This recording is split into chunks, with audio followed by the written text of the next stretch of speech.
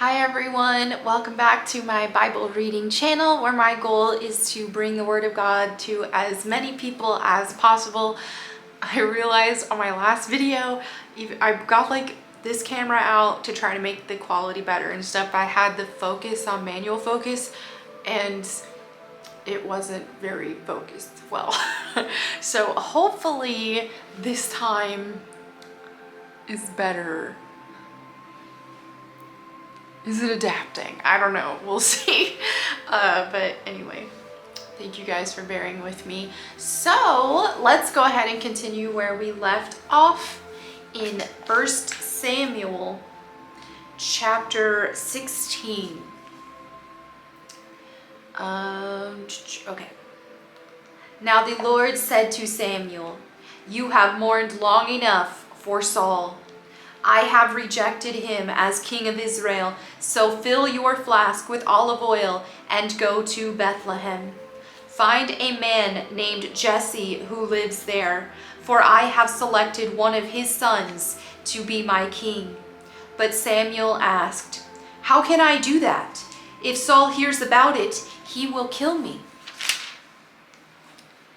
"Take a heifer with you," the Lord replied, "and say that you have to make a sacrifice, or that you have come to make a sacrifice to the Lord. Invite Jesse to the sacrifice, and I will show you which of his sons to anoint for me." So Samuel did as the Lord instructed. When he arrived at Bethlehem, the elders of the town came trembling to meet him. "What's wrong?" they asked. "Do you come in peace?" "Yes," Samuel replied. "I have come to sacrifice to the Lord. Purify yourselves and come with me to the sacrifice." Then Samuel performed the purification rite for Jesse and his sons and invited them to the sacrifice too. When they arrived, Samuel took one look at Eliab and thought, "Surely this is the Lord's anointed." But the Lord said to Samuel, "Don't judge by his appearance or height, for I have rejected him. The Lord doesn't see things the way you see them. People judge by outward appearance, but the Lord looks at the heart." Then Jesse told his son Abinadab to step forward and walk in front of Samuel. But Samuel said, "This is not the one the Lord has chosen." Next, Jesse summoned Shimei. But Samuel said, "Neither is this the one the Lord has chosen." In the same way, all 7 of Jesse's sons were presented to Samuel. But Samuel said to Jesse, "The Lord has not chosen any of these." Then Samuel said, "Are these all the sons you have?" "There is still the youngest," Jesse replied, "but he's out in the fields, watching the sheep and goats." "Send for him at once," Samuel said. "We will not sit down to eat until he arrives." So Jesse sent for him. He was dark and handsome, with beautiful eyes. And the Lord said, "This is the one, anoint him." So as David stood there among his brothers, Samuel took the flask of olive oil he had brought and anointed David with the oil. And the Spirit of the Lord came powerfully upon David from that day on. Then Samuel returned to Ramah. Now the Spirit of the Lord had left Saul, and the Lord sent a tormenting spirit that filled him with depression and fear. Some of Saul's servants said to him, "A tormenting spirit from God is troubling you. Let us find a good musician to play the harp whenever the tormenting spirit troubles you. He will play soothing music, and you will soon be well again." "All right," Saul said. "Find me someone who plays well and bring him here." One of the servants said to Saul, "One of Jesse's sons from Bethlehem is a talented harp player. Not only that, he is a brave warrior, a man of war, and has good judgment. He is also a fine-looking young man, and the Lord is with him."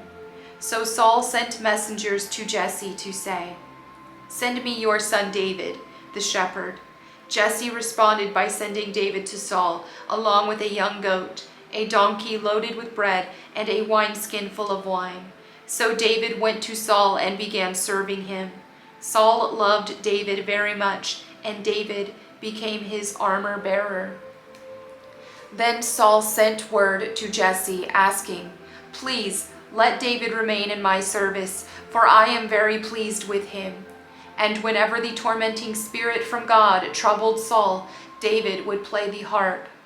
Then Saul would feel better, and the tormenting spirit would go away. 1 Samuel chapter 17. The Philistines now mustered their army for battle and camped between Socoh in Judah and Azekah at Ephes Dammim. Saul countered by gathering his Israelite troops near the valley of Elah. So the Philistines and Israelites faced each other on opposite hills, with the valley between them. Then Goliath, a Philistine champion from Gath, came out of the Philistine ranks to face the forces of Israel. He was over 9 feet tall. He wore a bronze helmet, and his bronze coat of mail weighed 125 pounds. He also wore bronze leg armor, and he carried a bronze javelin on his shoulder. The shaft of his spear was as heavy and thick as a weaver's beam, tipped with an iron spearhead that weighed 15 pounds. His armor-bearer walked ahead of him carrying a shield.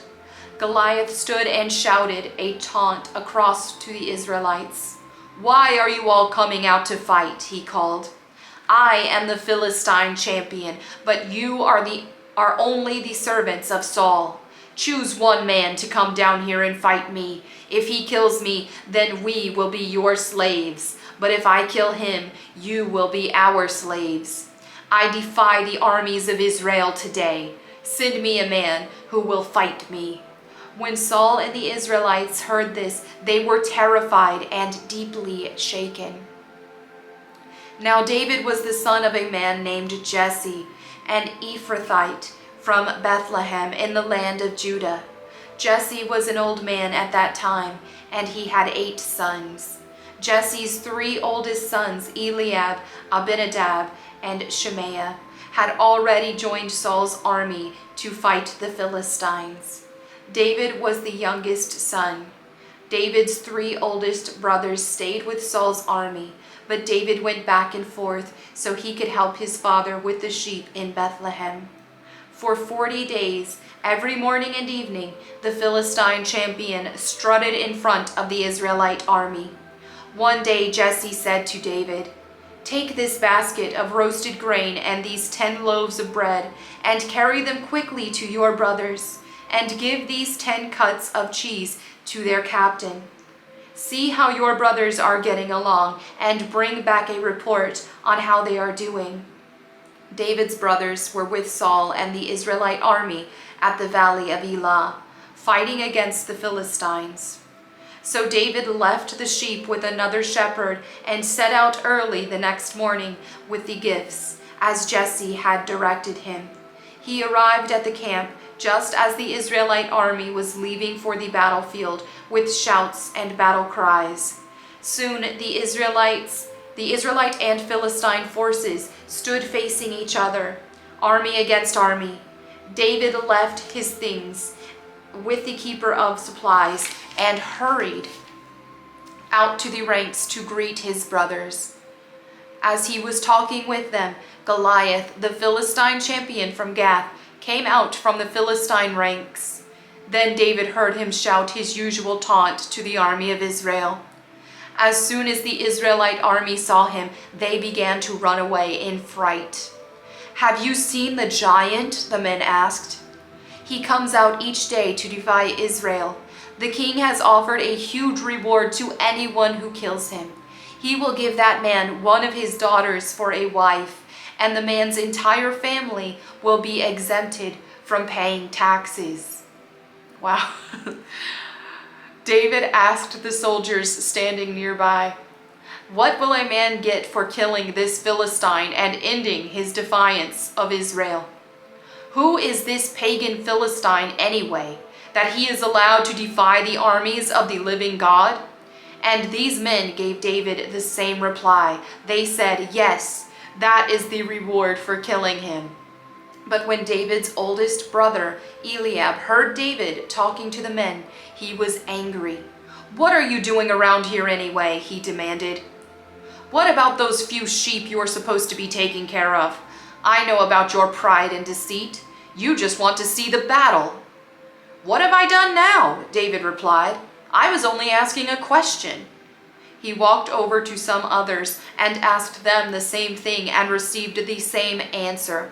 Then David's question was reported to King Saul, and the king sent for him. "Don't worry about this Philistine," David told Saul. "I'll go fight him." "Don't be ridiculous," Saul replied. "There's no way you can fight this Philistine and possibly win. You're only a boy, and he's been a man of war since his youth." But David persisted. "I have been taking care of my father's sheep and goats," he said. "When a lion or a bear comes to steal a lamb from the flock, I go after it with a club and rescue the lamb from its mouth. If the animal turns on me, I catch it by the jaw and club it to death. I have done this to both lions and bears, and I'll do it again. And I'll do it to this pagan Philistine too, for he has defiled the armies of the living God. The Lord who rescued me from the claws of the lion and the bear will rescue me from the Philistine." Saul finally consented. "All right, go ahead," he said, "and may the Lord be with you." Then Saul gave David his own armor, a bronze helmet and a coat of mail.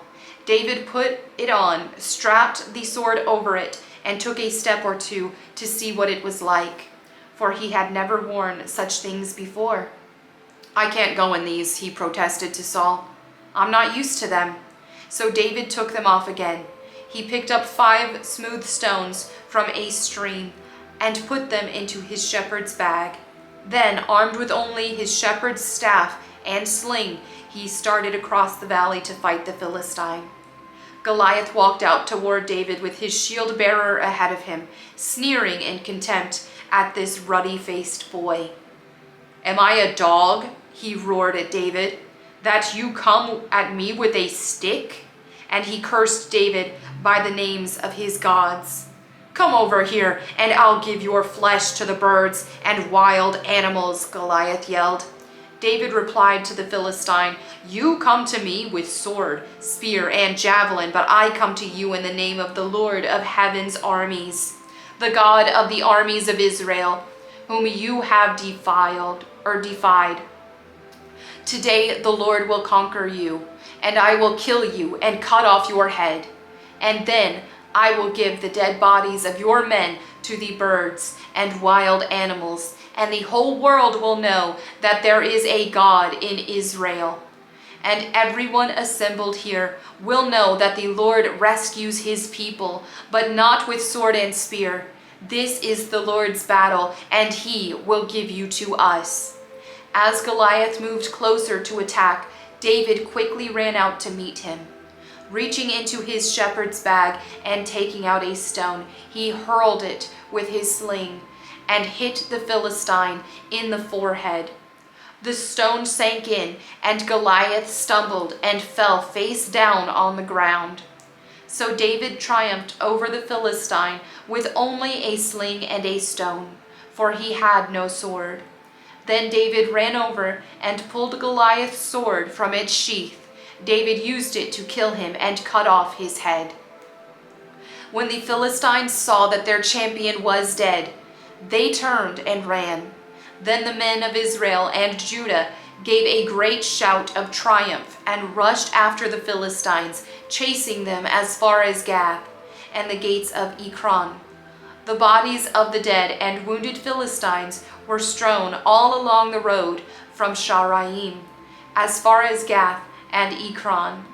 Then the Israelite army returned and plundered the deserted Philistine camp. David took the Philistine's head to Jerusalem, but he stored the man's armor in his own tent.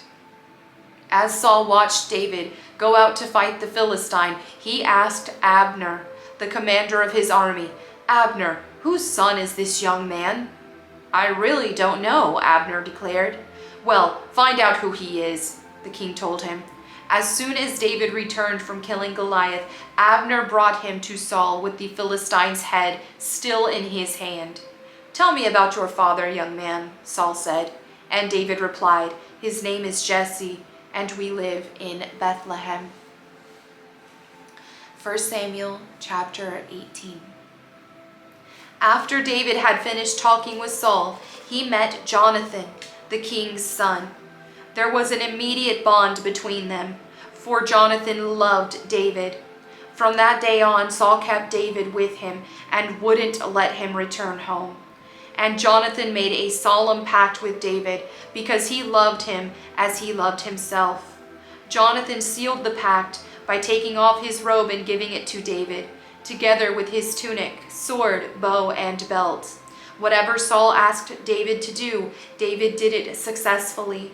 So Saul made him a commander over the men of war, and appointed that was an appointment that was welcomed by the people and Saul's officers alike. When the victorious Israelite army was returning home after David had killed the Philistine, women from all the towns of Israel came out to meet King Saul. They sang and danced for joy with tambourines and cymbals. This was their song: "Saul has killed his thousands, and David his 10,000s." This made Saul very angry. "What's this?" he said. "They credit David with 10,000s and me with only thousands? Next, they'll be making him their king." So from that time on, Saul kept a jealous eye on David. The very next day, a tormenting spirit from God overwhelmed Saul, and he began to rave in his house like a madman. David was playing the harp, as he did each day.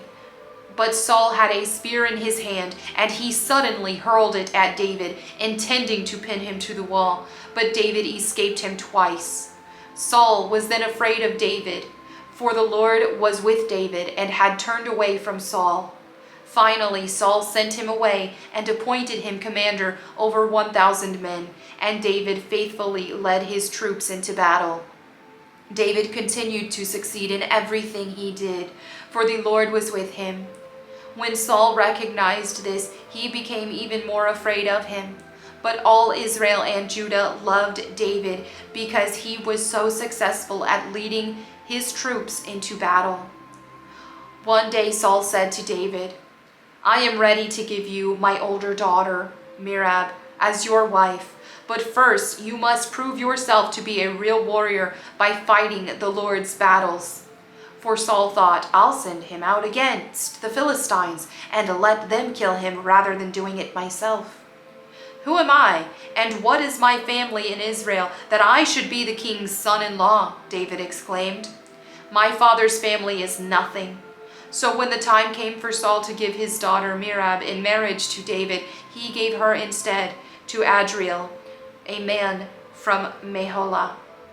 In the meantime, Saul's daughter Michal had fallen in love with David, and Saul was delighted when he heard about it. "Here's another chance to see him killed by the Philistines," Saul said to himself. But to David he said, "Today you have a second chance to become my son-in-law." Then Saul told his men to say to David, "The king really likes you, and so do we. Why don't you accept the king's offer and become his son-in-law?" When Saul's men said these things to David, he replied, "How can a poor man from a humble family afford the bride price for the daughter of a king?" When Saul's men reported this back to the king, he told them, "Tell David that all I want for the bride price is 100 Philistine foreskins. Vengeance on my enemies is all I really want." But what Saul had in mind was that David would be killed in the fight. David was delighted to accept the offer. Before the time limit expired, he and his men went out and killed 200 Philistines. Then David fulfilled the king's requirements by presenting all their foreskins to him. So Saul gave his daughter Michal to David to be his wife. When Saul realized that the Lord was with David and how much his daughter Michal loved him, Saul became even more afraid of him, and he remained David's enemy for the rest of his life. Every time the commanders of the Philistines attacked, David was more successful against them than all the rest of Saul's officers. So David's name became very famous. 1 Samuel chapter 19. Saul now urged his servants and his son Jonathan to assassinate David. But Jonathan, because of his strong affection for David, told him what his father was planning. Tomorrow morning, he warned him, you must find a hiding place out in the fields. I'll ask my father to go out there with me, and I'll talk to him about you. Then I'll tell you everything I can find out. The next morning, Jonathan spoke with his father about David, saying many good things about him. The king must not sin against his servant David, Jonathan said. He's never done anything to harm you. He has always helped you in any way he could. Have you forgotten about the time he risked his life to kill the Philistine giant, and how the Lord brought a great victory to all Israel as a result? You were certainly happy about it then. Why should you murder an innocent man like David? There is no reason for it at all. So Saul listened to Jonathan and vowed, as surely as the Lord lives, David will not be killed. Afterward, Jonathan called David and told him what had happened. Then he brought David to Saul, and David served in the court as before. War broke out again after that, and David led his troops against the Philistines. He attacked them with such fury that they all ran away. But one day, when Saul was sitting at home with spear in hand, the tormenting spirit from the Lord suddenly came upon him again. As David played his harp, Saul hurled his spear at David, but David dodged out of the way, and leaving the spear stuck in the wall, he fled and escaped into the night. Then Saul sent troops to watch David's house. They were told to kill David when he came out the next morning, but Michal, David's wife, warned him, "If you don't escape tonight, you will be killed. You will be dead by morning." So she helped him climb out through a window, and he fled and escaped. Then she took an idol and put it in his bed, covered it with blankets, and put a cushion of goat's hair at its head. When the troops came to arrest David, she told them he was sick and couldn't get out of bed. But Saul sent the troops back to get David. He ordered, "Bring him to me in his bed so I can kill him." But when they came to carry David out, they discovered that it was only an idol in the bed with a cushion of goat's hair at its head. "Why have you betrayed me like this and let my enemy escape?" Saul demanded of Michal. "I had to," Michal replied. "He threatened to kill me if I didn't help him." So David escaped and went to Ramah to see Samuel and told him all that Saul had done to him. Then Samuel took David with him to live at Naioth. When the report reached Saul that David was at Naioth in Ramah, he sent troops to capture him. But when they arrived and saw Samuel leading a group of prophets who were prophesying, the Spirit of God came upon Saul's men, and they also began to prophesy. When Saul heard what had happened, he sent other troops, but they too prophesied. The same thing happened a third time. Finally, Saul himself went to Ramah and arrived at the great well in Seku. "Where are Samuel and David?" he demanded. "They are at Naioth in Ramah," someone told him. But on the way to Naioth in Ramah, the Spirit of God came even upon Saul, and he too began to prophesy all the way to Naioth. He tore off his clothes and lay naked on the ground all day and all night, prophesying in the presence of Samuel. The people who were watching exclaimed, "What? Is even Saul a prophet?" Okay, so my battery died in the middle of reading, so I'm just going to start back from 1 Samuel chapter 20. David now fled from Naioth and Ramah and found Jonathan. "What have I done?" he exclaimed. "What is my crime? How have I offended your father that he is so determined to kill me?" "That's not true," Jonathan protested. "You're not going to die. He always tells me everything he's going to do, even the little things. I know my father wouldn't hide something like this from me. It just isn't so." Then David took an oath before Jonathan and said, "Your father knows perfectly well about our friendship, so he has said to himself, 'I won't tell Jonathan. Why should I hurt him?' But I swear to you that I am only a step away from death.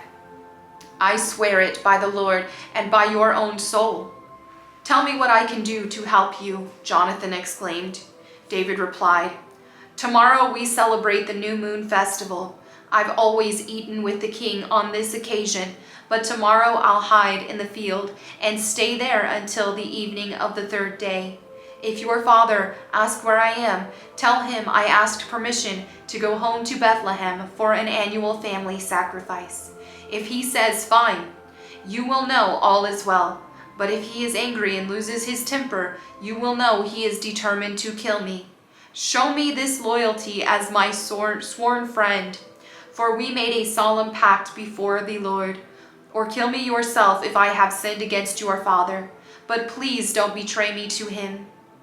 "Never," Jonathan exclaimed. "You know that if I had the slightest notion my father was planning to kill you, I would tell you at once." Then David asked, "How will I know whether or not your father is angry?" "Come out to the field with me," Jonathan replied. And they went out there together. Then Jonathan told David, "I promise by the Lord, the God of Israel, that by this time tomorrow or the next day at the latest, I will talk to my father and let you know at once how he feels about you. If he speaks favorably about you, I will let you know. But if he is angry and wants you killed, may the Lord strike me and even kill me if I don't warn you, so you can escape and live. May the Lord be with you as he used to be with my father, and may you treat me with the faithful love of the Lord as long as I live. But if I die, treat my family with this faithful love, even when the Lord destroys all your enemies from the face of the earth." So Jonathan made a solemn pact with David, saying, "May the Lord destroy all your enemies." And Jonathan made David reaffirm his vow of friendship again. For Jonathan loved David as he loved himself. Then Jonathan said, "Tomorrow we celebrate the new moon festival. You will be missed when your place at the table is empty. The day after tomorrow, toward evening, go to the place where you hid before and wait there by the stone pile. I will come out and shoot 3 arrows to the side of the stone pile as though I were shooting at a target. Then I will send a boy to bring the arrows back. If you hear me tell him, 'They're on this side,' then you will know as surely as the Lord lives that all is well and there is no trouble. But if I tell him, 'Go farther, the arrows are still ahead of you,' then it will mean that you must leave immediately, for the Lord is sending you away. And may the Lord make us keep our promises to each other, for he has witnessed them." So David hid himself in the field, and when the new moon festival began, the king sat down to eat. He sat at his usual place against the wall, with Jonathan sitting opposite him, and Abner beside him. But David's place was empty. Saul didn't say anything about it that day, for he said to himself, "Something must have made David ceremonially unclean." But when David's place was empty again the next day, Saul asked Jonathan, "Why hasn't the son of Jesse been here for the meal either yesterday or today?" Jonathan replied, "David earnestly asked me if he could go to Bethlehem. He said, 'Please let me go, for we are having a family sacrifice.' My brother demanded that I be there, so please let me get away to see my brothers. That's why he isn't here at the king's table." Saul boiled with rage at Jonathan. "You stupid son of a whore," he swore at him. "Do you think I don't know that you want him to be king in your place, shaming yourself and your mother? As long as that son of Jesse is alive, you'll never be king. Now go and get him so I can kill him." "But why should he be put to death?" Jonathan asked his father. What has he done?" Then Saul hurled his spear at Jonathan, intending to kill him. So at last, Jonathan realized that his father was really determined to kill David. Jonathan left the table in fierce anger and refused to eat on that second day of the festival, for he was crushed by his father's shameful behavior toward David. The next morning, as agreed, Jonathan went out into the field and took a young boy with him to gather his arrows. "Start running," he told the boy, "so you can find the arrows as I shoot them." So as the boy ran and Jonathan shot an arrow beyond him, when the boy had almost reached the arrow, Jonathan shouted, "The arrow is still ahead of you. Hurry, hurry, don't wait." So the boy quickly gathered up the arrows and ran back to his master. He, of course, suspected nothing. Only Jonathan and David understood the signal. Then Jonathan gave his bow and arrow to the boy and told him to take them back to town. As soon as the boy was gone, David came out from where he had been hiding near the stone pile. Then David bowed 3 times to Jonathan with his face to the ground. Both of them were in tears, and they embraced each other and said goodbye, especially David. At last Jonathan said to David, "Go in peace, for we have sworn loyalty to each other in the Lord's name. The Lord is the witness of a bond between us and our children forever." Then David left, and Jonathan returned to the town. And there you have it for today's reading. Thank you all so much for your fellowship. As always, if you have any prayer requests, feel free to leave those in the comments below. And thank you to everyone who has been praying for me as well. I really appreciate it. So that's it for today. I'll see you all tomorrow. Bye.